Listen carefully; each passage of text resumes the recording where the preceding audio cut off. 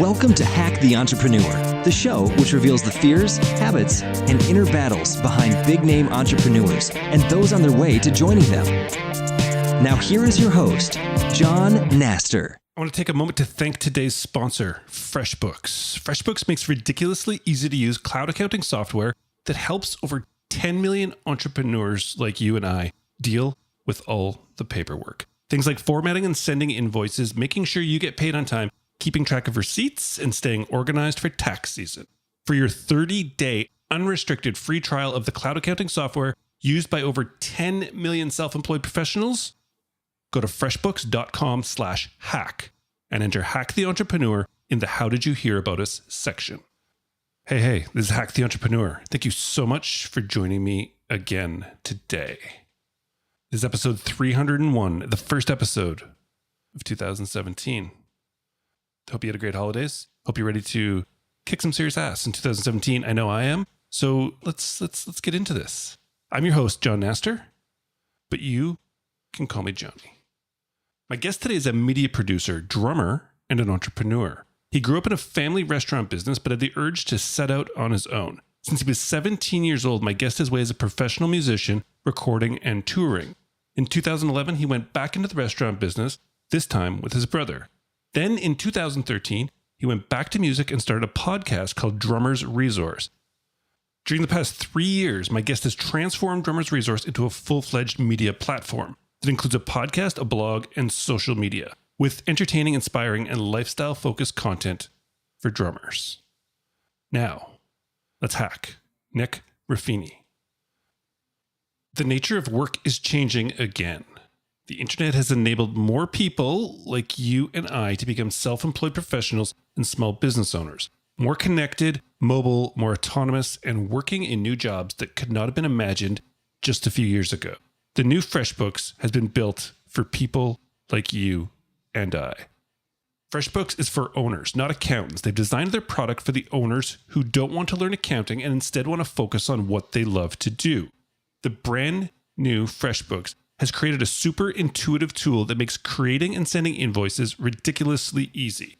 You can customize your invoice and send it immediately with insight and deposits and online payments all done for you. It all starts with invoicing, but actually FreshBooks has so many features to help keep you organized and streamline the business side of being a freelancer or small business owner.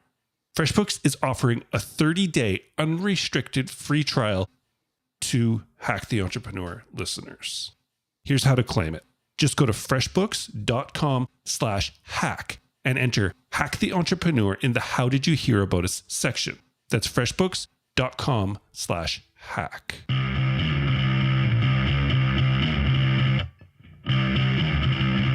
We are back with another episode of Hack the Entrepreneur, and today we have a very, very special guest. Nick, welcome to the show. John, what's happening, man? Thanks for having me.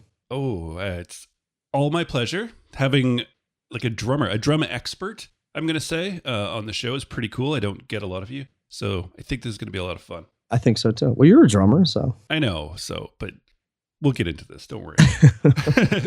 All right, Nick, you are a man who wears many hats. You do many things. Today, we're talking to Nick, the entrepreneur. So, Nick, as an entrepreneur, can you tell me, what is the one thing that you do that you feel has been the biggest contributor to your successes so far?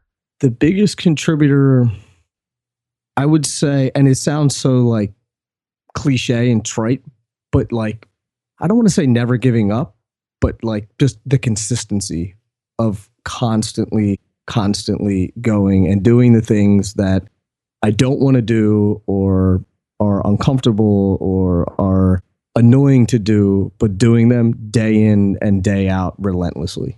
I love it. Is this like sort of like an innate behavior, like that annoyed like the hell out of your parents when you were a kid, that you just never gave up when you got your eye on something? Or is this something you've sort of figured you needed once you got older and into business? I don't know. I think part of it was innate. I don't know if I was like that when I was a kid. I would always get involved in something or get into something and really dedicate myself to it. Like I started playing baseball and I was like, that's all I wanted to do. I was just like, just play baseball, play baseball, play baseball. And then, I started playing, and then that started playing drums, and that just ruled my world. And I was like, I don't want to do anything else. So, and my friends will attest to this, like in middle school and in high school, like Friday and Saturday nights when everybody was out partying, I was at home practicing. And I wouldn't go. People were like, do you want to go to this party? And I was like, no, I'd rather stay home. So I'm sort of that way now. Like I'd much rather stay home and work than go out to happy hour. Wow. Which is, yeah, and it's not like I'm not like a workaholic and well, maybe I am, but, but I think it's different because I enjoy it. So it's like, I'm going to enjoy going to the bar less than staying home working on a project or working on something that I think is cool. So why wouldn't I just stay home? And I'm not saying I never go out, but for the most part, I would rather, I like doing things. I like completing things. I like creating something that wasn't there before and putting it out into the world. That's entrepreneurship right there. And I totally get what you mean. Like, obviously you do still go out, but there's that trade-off, right? And if you enjoy the projects that you're working on, if you're like kind of not blessed, but you've set your life up that you get to work on projects that excite you, then why would you stop doing that to go do something else? Right. And you said trade-off, and like, I don't feel like it is a trade-off for me. I don't feel like I'm giving anything up to get some. And if I want to go out on a Friday with my wife, well, then I go out, but I don't sit at home. I don't have FOMO that I'm at home working on something and I'm like, oh, all my friends are out at the bar, or, plus all my friends, I'm getting older now. So all my friends have kids and everything, and they're home anyway. Right. Okay. I like it. So let's go back if we can, because you're running Drummers Resource now. You're heading into another project, but I know that this isn't your first business you've started. No. You've gone through consulting and other businesses. So always going through it doesn't seem to make sense. But let's see if we can go back and see if you can find, because there seems to be this time in every entrepreneur's life when they've realized that they either had to make this change or difference in the world, or they found that they simply just could not work for somebody else anymore. So Nick, can you take us back to when you discovered this about yourself, but then also tell us what side of the fence you see yourself on? Well, do I have time? I'll tell like a sort of a short story, but let's do it. A lot of people don't know, I grew up in the restaurant business. So my family has owned 5 different restaurants since 1974. And that's all I really knew. So although, all growing up, I worked for my family in the restaurant, which sort of to me felt like, even though I was working for my father, I didn't really feel like I was working for someone. I just felt like it was just it's just the family business. But I remember as young as 7, 8 years old, like I did the whole thing. Like I did the lemonade stand and the paper route, and started a car detailing business and DJ business. And then I was working at the restaurant and started a booking agency when I was in college, like a band booking agency, not like I wasn't a bookie in college. But I say that a lot of times and people are like, oh, you were a bookie? Interesting. But I always remember my dad, I just talked about this today. My dad always read Entrepreneur magazine, and I was like, I want to be in this magazine. I want to be an entrepreneur. I had no idea what that meant, but I always remember that. And then even all through college, I had a bunch of, like little businesses and stuff like that, but then got out of college and was touring a lot, playing music. And so I didn't go out and look for work because I was touring so much. And then finally decided like I wanted to settle down and opened up a restaurant with my brother that we sold a few years ago. So I think for me, this is a, to make a short story long, I don't think that there was ever a time where I thought like, hey, I'm going to go work at some company or I'm going to go work for somebody else. I always figured I would either be in the family business or do something else on my own. I always saw myself as being a businessman, but not necessarily working for someone else. I never even applied for a job when I got out of college. So it was in the family. Business was in the family. It was... Yeah, it just made sense. And I didn't realize it at the time. Like I didn't realize that everyone else didn't have business acumen, if that makes sense. It does make sense. So there was all these things that just sort of came naturally to me. But I say naturally, maybe they didn't come naturally. I think that it was something that I learned over the course of, 30 years or 25 years of being in the family business. And it's interesting because so many people, I think at that point, especially college and after college, where if you had that inclination to go and like to not even apply for a job, most people's families would think that you're insane and they would tell you that you're going to be a complete failure. Right. I'm assuming yours was just like, well, of course, they were also thinking like, well, no, you don't apply for a job. This is where you do something. Yeah, I think part of it was, I mean, in all fairness, I think part of it was me being a little lazy and not knowing exactly what I wanted to do. So I was like, I'm touring right now, and I would come home and I would work at the restaurant. So I always sort of had this job that was there. And I probably said it 1,000 times that I didn't like the fact that I had that there. I didn't like the safety net of it.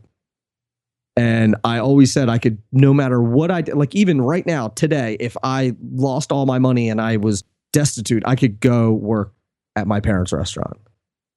And sometimes that bothers me.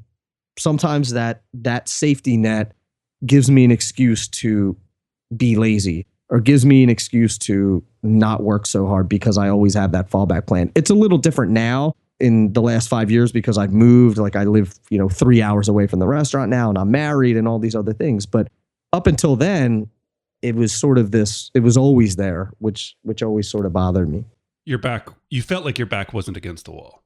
Yeah. Yeah. And I was like, well, worst case scenario, I could just go work at and I didn't like that. I didn't like that at all. And everyone would always come into the restaurant and they would say, oh, when you get older, this will be yours one day. And I was like, yeah, I don't really want this. Because I wanted to do my own thing. Right.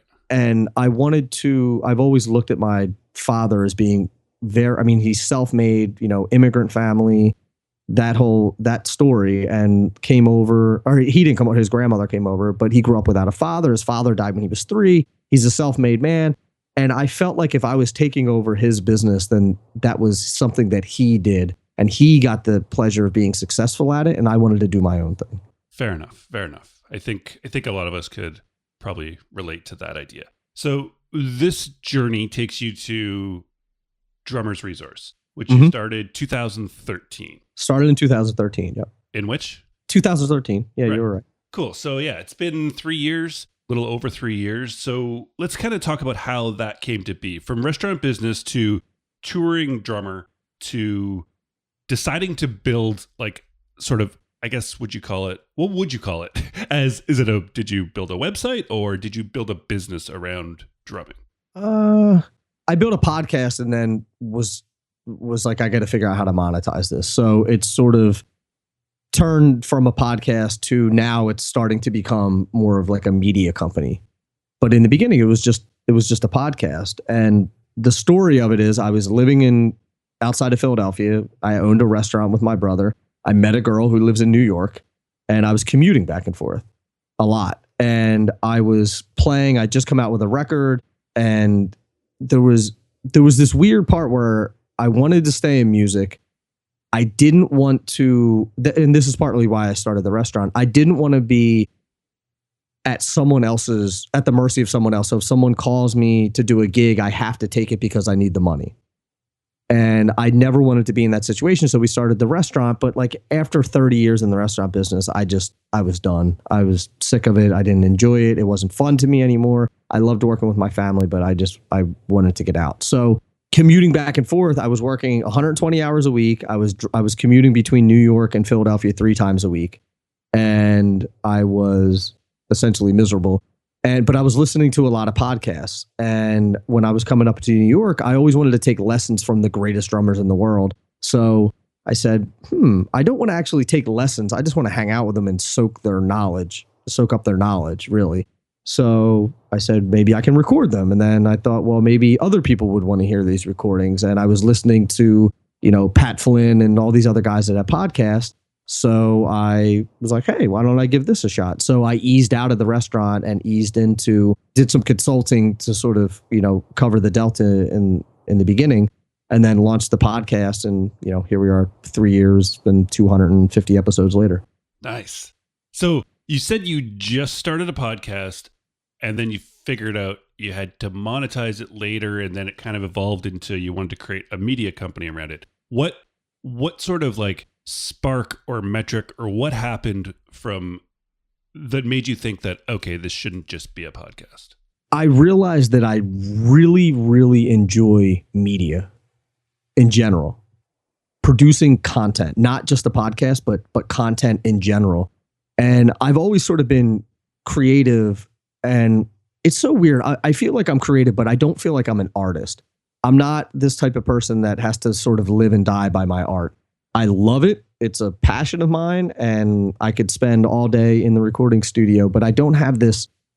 I always had this thing that I wanted to let my voice be heard, but I wasn't sure how I wanted to do that. And I think that, and I'm going to steal this quote I know Chase Jarvis says it a lot. He got it from Steve Jobs, but you can't connect the dots moving forward. You can only connect the dots looking backwards. And now looking backwards, I realized that, I've always liked creating all these things, and I never then would have thought, I should start a media company. But as I'm starting to go through these things, I'm realizing, okay, this is what I like. This is what I don't like. This is what I like. This is what I don't like. And as they start to get put together, I was like, okay, this is starting to this is a media company. This is what this should be. And I'm interested in so many other things like entrepreneurship, just success, personal development, business, all types of things. And I can't do all of that on Drummer's Resource. I can do some of it, and I've stretched it. Trust me. You have. It's awesome. I had like managing directors from Vanguard Investment Company on there, and I'm like, this is how this ties into drumming. And people were like, "What the hell is this guy doing?" So I've stretched it, but I know that I'm interested in other things, and I think that I can put a lot of value out into the world through different types of mediums. But that's now, right? So that's when you're thinking that you could, or you want to evolve past or beyond, like an extension of Drummer's Resources. So you can include personal development, all that stuff. But sure. But within Drummer's Resource, so you start a podcast just for fun because you want to talk. The exact same reason I started this show. I had 30 people I wanted to talk to. Thought, hey, I'll record it and put it as a podcast, and I'll go back to doing whatever I do. But then it happened. So you did this, and then you realized, okay, actually, I'm going to monetize this and turn it into something like a business. At that point, right then, did you, because this didn't happen with me because I was in entrepreneurship, which is a massive market, right? But you were drumming. You were talking to drummers. Was there anything in your head that was like, okay, no, I like media. I like creating. I want to do this, but maybe I should just start in a whole new market right now because this one might not be big enough for me? No, the only reason now looking, I'm like, man, maybe I should have, but I didn't mean it like that. No. I mean, it's like a niche market, right? It's a decent size niche market. So it's a good size. I mean, but it's not your average. You're fighting for all the same ad dollars that everyone else is, all the magazines and all that stuff. And it's a very small industry in terms of everybody knows each other. Everybody's friends with each other. So it's definitely a small industry, and all of us are sort of fighting for the same dollar. And that sounds horrible to say, but that's just the nature of the beast. Right. I think I should have told you, give you a little bit more backstory. So I'll try to make it as quick as possible. But when there was a family split years ago in the restaurant, we left, and I was sort of trying to figure out what I wanted to do. And opening the restaurant for a time was, okay, I'll be here for a year, but I want to go out and do my own thing. So while I was going through this sort of soul searching thing, I came upon a topic that I never even knew existed, or a definition of location independent. And I didn't really understand what that was. I mean, I understood what the words meant, but I didn't understand what that meant in terms of running a business. So I was looking for a way after I learned that, I said, oh my God, that's exactly what I want to do. So I wanted to figure out a way that I could be location independent. Then I found Pat Flynn, and I learned about, niche sites and all this other stuff. And I was like, hell, I could do that. I know tons of drummers. And so I was already meeting with these people and recording it. So it was sort of a light bulb moment where I was like, well, I could just put this together. If I get the audience big enough, I can sell advertising. I can sell courses. I can have events and all that sort of stuff. So I guess, does that answer your question of That does. That totally answers my question. Okay. And so now I'm sort of all over the place. Yeah, no, that's totally cool. That's what makes us entrepreneurs, I'm pretty sure. Yeah. That's why I was a little worried at first when you said you had so much focus. I was like, who are you? But Focus, I do not have. in 2013, so now since then, and you're saying how you listen to Pat Flynn, super smart dude, and there was all these different ways you could monetize if you had built the audience. Now you've built the audience. Mm-hmm. Can you, like, how is your revenue generated at this point for Drummers Resource? Now it's about 75% ad revenue and 25% product. And I do a little bit of career consulting and things like that for up and coming drummers who are looking to get into the business, get bigger gigs, get better gigs, get touring work and things like that. But 75, maybe 80% of it comes from ad revenue. Really? And then products and consulting. Are you thinking about like getting into the whole like course creation sort of thing? And No, you just, and reason being, I'm not, and I've been very vocal about this. I don't like teaching lessons. okay. So I thought, everybody said, oh, well, you should teach drum lessons on your site. I have zero desire to do that. So I'm not going to start doing that just because I know that it'll make more money. Fair enough. And if I don't want to do it. So, and from knowing you so deeply for the last 18 minutes of my life, it seems like you're like into the mindset of it, like that sort of aspect of it, rather than the technical, like here's how to do a paradiddle something. It's so funny that you say that, because that's the exact way that I always say this podcast isn't about paradiddles, and the people who are listening are like, what the hell is that? But it's just a rudiment. It's a right, left, right, left, right, left, left. But because there's so many other people out there that talk about playing specifically and are really good at it. So I talk more about concepts. I talk more about how to get gigs, about networking, about the music business, about your mindset, about how to improve your practice routine, about how to, get all the things done in your day that you say that you don't have enough time. And that's sort of and like different approaches and how to learn songs and how to, different types of deals you can get and all these sort of things. So it's not necessarily music business, but I talk a little bit about that. I talk about all of the other things besides playing. Right. I think that's, I just got really into that, didn't I? that's cool. It's good. It's what we my want. Italian coming out.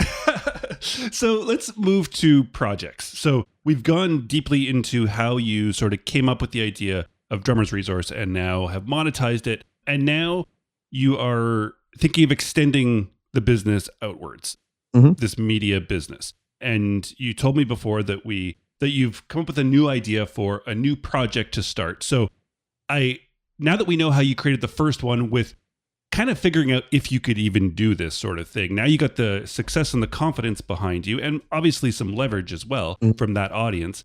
So I want to know how you could tell us what the project is, but then I want to know how it differs, and if it's just like a gut sort of feeling that you go with this, or if you like have some convoluted sort of way of figuring out that this next project is worth your time, energy, and resources. I think originally, it took me a long time to figure out exactly what I wanted to do next, because I didn't want to go down the road of entrepreneurship and business. One, because I think it's a crowded market. Two, because I think a lot of people do it really well already. So I didn't feel like there was anything I could sort of add there. I don't want to be on the other side of the coin where I really enjoy the personal development and success side of things, but I don't want to be a motivational speaker, because I want people to actually take action rather than, I just don't want to make people feel warm and fuzzy for a half hour, but I want people to actually, get sort of inspiration and get a fire under their tail to go do something.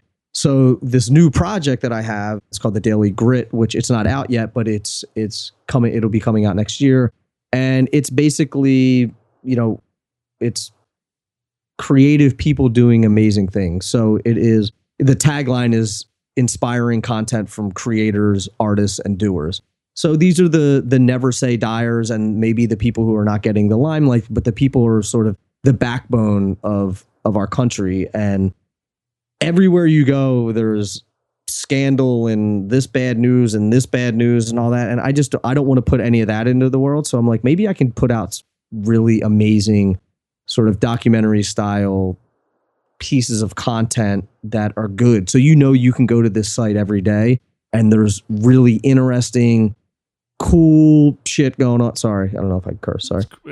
We did it. Some really cool things going on that'll sort of brighten up your day. They're not gonna pull you down, but maybe also inspire you to say, hey, maybe I can go do my thing the way that I want to do it. And it's far from a, you can get on this site and I'm going to teach you how to follow your dreams. It's not about that. It's more of like, hey, these are some really interesting people. These are human interest stories, for lack of a better way of describing it. And maybe they'll inspire you to go out and do something great. So, but originally I had no idea what I wanted to do after this. I was like, I can go this way. I can go this way. I can go should I start an ad agency and help people with, content and help them do branded content? I was like, I don't want to be in that business. I don't want to be in the, in the service business and all that. So it took me a long time. I mean, my wife would say it took me entirely too long, but I'm sure that she's tired of hearing me. Oh, maybe I could do this. Maybe I could do this. And I was thinking about maybe starting an agency like a talent agency. So I've had like a ton of different ideas, and I've sort of honed in on this because I can use my music connections. I have contacts with a lot of other people who do amazing things. Like, my friend's dad started J. Crew and but you would never know. It started as a catalog company years and years ago. So just like really interesting stories that I can showcase. And so does the medium, have you chosen like a medium to start with, like audio, video, text, or does that matter? I think that it's going to start. The one thing I regret about starting Drummer's Resource as a podcast is not doing the video. So now with this new project, I want to start at least with video, just videotaping the interview, so that I at least have the video and the audio. But then from there, I'd really like to do it where it almost feels like a documentary, but it's a short one, like, maybe 10, 12, 15 minutes. And so we have sort of the cinematic value, and we have the audio, we have the video, and then it can be repurposed. And I think it allows for better storytelling that way. But I'm going to start with podcast and video for right now. Fair enough. And so this idea, though, of you saying to your wife, like, I could go this direction, this direction, this direction. Now you've chosen the Daily Grit as a direction, just as totally just off the cuff. Do you almost feel like, because of there's almost an infinite amount of directions somebody like you can go at that point, do you almost feel like it's just a matter of choosing one, but it doesn't really matter because of your determination and your relentlessness that you will push it to be successful anyways?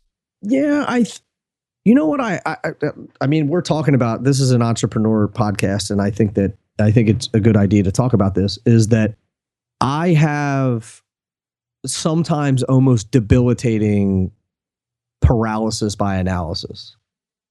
And I think about where the directions that I could go.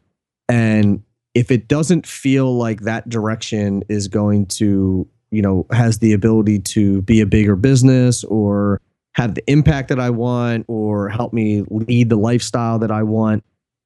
And I could be thinking like, oh, if I go down this road 10 years from now, I don't think it's going to get me where I want to go. And rather than going down that road and seeing where it takes me, I'll do nothing. And I've had that. I mean, Drummer's Resource happened very quickly, but this next move took me a long time, and frankly was like debilitating for a long time, because there were like you said, there's so many roads that I thought I could make any of them successful, but it's sort of like the fear of failure too, where it's like, what happens if I put 5 years into this and it doesn't work? Then I've just wasted this 5 years. But the way that I will never find out if it works is if I never go down any road at all.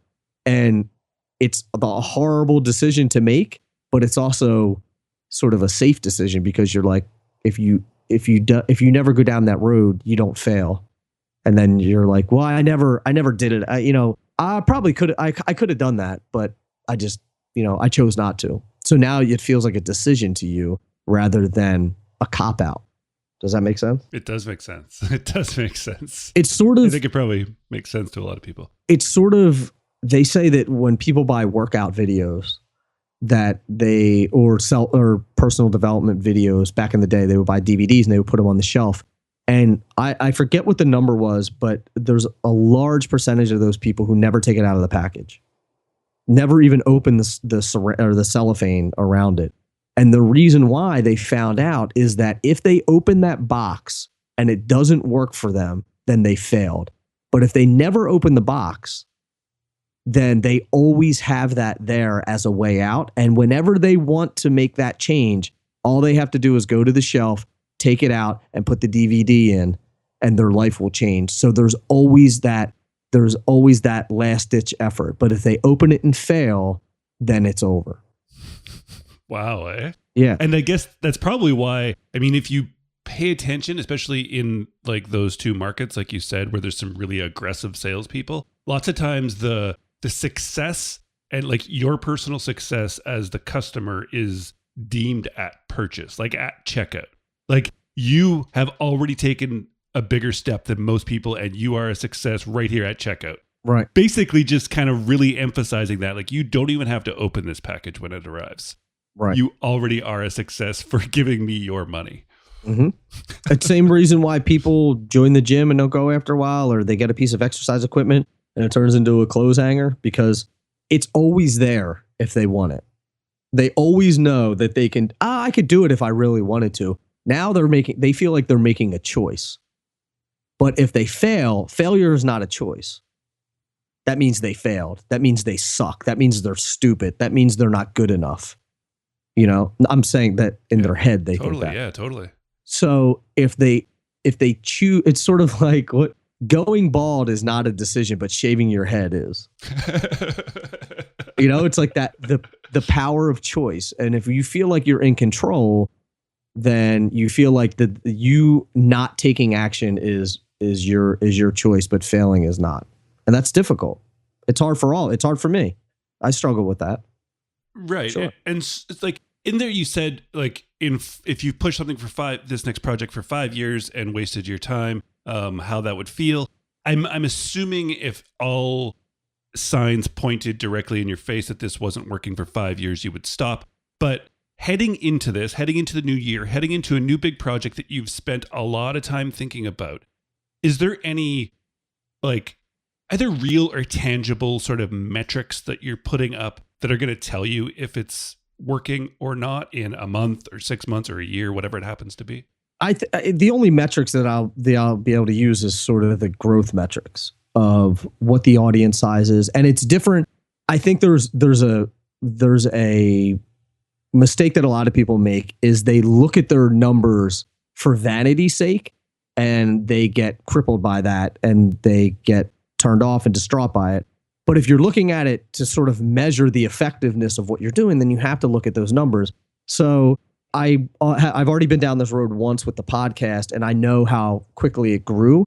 So, or how slowly it grew, whichever way you want to look at it. But I know that I can look at things and say, if I have, 100 people that listen to the first podcast, I'm not going to say, oh, this sucks. Like nobody's ever going to listen to it, because I know it takes time. It's going to be the same grind, but I'll sort of compare it to the Drummer's Resource metrics. One, because that's a niche market. So it's actually harder to grow something like that in a niche market. So if it's growing slowly and it doesn't seem like it's catching on, or I'm not, I may not even like the product that I'm putting out or something like that.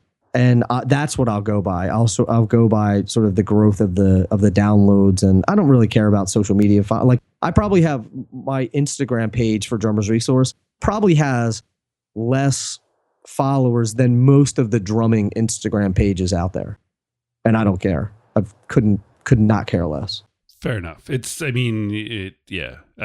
vanity's sake. For vanity's sake, for business sake, I would think that real audience and revenue would be better metrics to go by.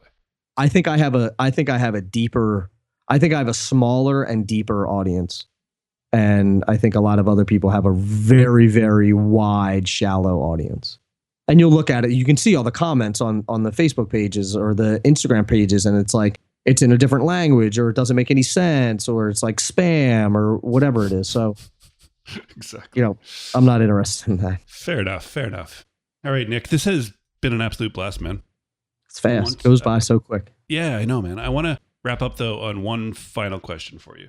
It's this idea I'm working with calling the entrepreneurial gap, which seems to be this gap that we live in. As entrepreneurs, as dreamers, we're always projecting our personal successes into the future. So in 1 month when you launch that new project, or in 6 months when you hit whatever revenue metric it is you want, That's when you'll see yourself as successful. Yeah, you and I both know that the second before you hit those goals, you're going to set 5 bigger, loftier ones into the future. Sure. Which I know we have to do that, but it puts us in this gap. From the outside, I know lots of people listening would love to be in the position that you are in, yet to you, you're seeing things in front of you. So I would love it if right now, Nick, you have lots of big things coming, but if you could right now stop and turn and look behind you. The whole journey, the highs, the lows, the wins and the losses, but tell me how you feel about this whole crazy entrepreneur thing up until today. I feel like looking backwards and connecting all of those dots and seeing all the things that I accomplished, knowing where I was, I feel pretty proud of the things that I've accomplished. And as I'm looking around in my studio here and I have like, you know, my feature in Drum Magazine, and I have my record that I put out that it was a top 50 record and all of those sorts of things. I think I'm pretty damn proud of what I've done, you know, and I feel good about it. I can't wait to see what's next. And it took me a long time to get to that point too. It's such a dumb thing, not a dumb thing, but a cliche thing to say of like enjoying the journey. But it took me a while to really understand where I'm going, but to be happy with where I'm at. And that came from sort of a lot of mindfulness and meditation and reflection and practicing gratitude and things like that. But it was hard for me to do that. It's still kind of hard for me to do that. Does that answer your question? It totally does. That's an awesome answer, man. All right. Well, you've mentioned the record twice and we haven't even like told anybody what it is. So what's this record you put out? Oh, so the record is called Pressin' On by Nick Ruffini. And that was a while ago, actually. It came out in 2011, but it was a top 50 record. Awesome. Yeah, it was top 50 on the jazz charts. That's awesome. So I did it with bass player named Paul Kleinfelter, a guitar player named Johnny DiFrancesco, and an organ player named Rich Bedessa. And we actually cut the whole record in a weekend. Very cool. So, it's for sale places or for Spotify? Yeah, you can find it like it's on Spotify and awesome. You can get it on iTunes and all the major distributors have it and everything. Very cool. So we've pushed the record, Pressing On. I will link to that in the show notes. We've got to talk about Drummer's Resource in passing. Can you just give the pitch to the audience now? Drummer's Resource, the elevator pitch is it's interviews and expert advice with the world's greatest drummers, music industry professionals, and thought leaders. So I've done over 240 interviews since 2013. I've had everyone on there from Steve Gadd to Peter Erskine to Eric Hernandez, who's Bruno Mars's drummer, to Justin Timberlake's drummer, and everybody in between. I've had Danny Serafin, who started Chicago, the drummer from Blind Melon. I've had all kinds of people, but they're great. I mean, there's a lot of interviews in there, even if you're not a drummer, that talks about the creative aspect of things. That I just interviewed Steve Rennie, who was the vice president of Epic Records and signed Incubus, and so there's a lot. I've had Chase Jarvis, who's the CEO of Creative Live. I had him on there. So a ton of great guests. Very fortunate to have all those people on there. Definitely. Chad Smith too. Don't miss I had Chad Smith from Red Hot Chili Peppers. I saw that on your Instagram. That was pretty cool. The call coming in. So drummersresource.com is the site. drummersresource.com/podcast is the podcast. I'm going to link to both of those in the show notes, so they're super easy for you to find, plus the record. And what's the best social media to find you on? Every single one of them is different and it sucks, but I'm at Nick_Ruffini on Twitter. I'm at Nick Ruffini on Instagram, and I'm on official Nick Ruffini on Facebook. Awesome. That's NickRuffini. Yep. I'll track down some social media as well, and I'll also put that into the show notes. Cool. I can send it over to you. Very cool. Very cool. And we're looking forward to hearing about the Daily Grit when it comes out in January. Me too. I didn't know we were going to talk about it. So well, there it is. It's out there now. No turning back now. I'm cool with it. That's fine. Yeah. Now awesome, I just have to do it. I can't bail out at the last second. Exactly. Well, thanks so much, man. Thanks for sharing. Thanks for stopping by, taking the time. I truly do appreciate it. And please just keep doing what you're doing, man. John, thank you, man. You do the same. I'm really thankful that you had me on here. I dig the podcast. I dig what you're doing. So definitely a pleasure. Very cool. Nick, thank you so much for joining me on the show today. Thank you for being my first guest back in 2017 and our first one diving into the 300s. What did we call them? I don't know. The 300 episodes. It's a big number. I really didn't expect to get here when I started this 2 years ago, but it is thanks to you, and it's thanks to great, smart people like Nick coming on and sharing their story. So it's always interesting to go through the conversation while I'm recording the interview with Nick, but then getting to go back and listen to it sort of as that third person, like you get to do, except I'm not walking my dog or driving or whatever it is you're doing right now. But I had to go back into this conversation. I had some spots marked down that I wanted to go back and check. So I did. I went back through the conversation. Then I went back through the conversation. And then I went back one more time through the conversation. That last time that I went through, there was a lot of things that Nick said that really resonated with me. Obviously, entrepreneur, drummer, music, all the, obviously there's a connection there. But there was this one thing that he said when I listened to it that third time back that was so very, very, very clear to me. It was that one thing. Did you get it? Did you hear it? Let's do it. Let's find the hack. I've always sort of been creative, and it's so weird. I feel like I'm creative, but I don't feel like I'm an artist. I'm not this type of person that has to sort of live and die by my art. I love it. It's a passion of mine, and I could spend all day in the recording studio, but I don't have this. I always had this thing that I wanted to let my voice be heard, but I wasn't sure how I wanted to do that. And I think that, and I'm going to steal this quote I know Chase Jarvis says it a lot. He got it from Steve Jobs, but you can't connect the dots moving forward. You can only connect the dots looking backwards. And that's the hack. Nick. I freaking love this. This is it, right? I love two aspects of this. I guess both aspects of it. How you say I'm creative, but I'm not an artist. So obviously this resonates huge with me, probably with a lot of you listening. And it should, because having this entrepreneurial sort of mindset is, you've heard me say it numerous times, I'm sure, and you will hear me repeat it. Entrepreneurship is creation. It really is. It's a creative endeavor. It's creating something out of nothing, putting it out into the world and getting value back from it. Value is usually in the form of money. And that's what business is. It's literally that creation of value in some way that you then get paid for.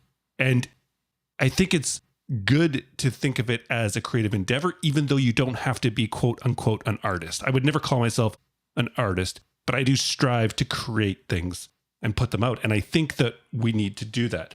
And then this whole second part where he says the quote, how he wanted his voice to be heard, and then how Steve Jobs said, you can't connect the dots going forward. You can only connect them looking back, which is something we talk about a lot on the show too. In the fact that it's the beginning of a new year. And I want to put a call out to you to start something new, whether it's in your existing business already and just create a whole new product or like something creative and put it out there. And even if you don't know exactly what it is you want to do, like the way that Nick said he wanted his voice to be heard, but he didn't know how. I mean, that happened with me with this show in general. I didn't really know how. I didn't expect it to get to where it is, but it did because I took the action to do it. And it doesn't matter if where you end up is anywhere near, because going forward, those dots don't make sense. Steve Jobs says it, and it's a brilliant quote, because it doesn't make sense. Life doesn't make sense typically going through it, but that forward momentum is what will take you to somewhere that will sort of satisfy you with that meaningful work, that work that really truly matters to you and to other people around you. So at the beginning of this year, this is to me an excellent hack because of that. It's really nourishing the creative side of you and of entrepreneurship. And then no matter if you know where those dots are going, which you probably don't, because most of us don't, just start moving ahead. Start creating something and create something and create something and create something. And eventually it's going to make sense. Looking back, you're going to be like, wow, there it is. That's how I got here. Nick, thank you so very much. Well, that was fun. Episode number 1 from 2017. HackTheEntrepreneur.com still is the website. Head over there, check out the show notes for Nick. I'll have links to his record he talked about, Drummer's Resource, and get his social stuff in there. Plus him on Spotify I can track down for you, which is pretty cool. And I think that's about all we talked about. But that will all be over there at the site for you to check out. And you can always hop onto that email list while you're over there. Why not? Start off the new year in a good way. All right, it's been fun. We are back to regular scheduling now after the holidays. So every Monday, Tuesday, and Thursday, there will be a new episode landing on your phone. So hope you check it out. And yeah, it's going to be fun. So stick around, and until next time, keep hacking the entrepreneur.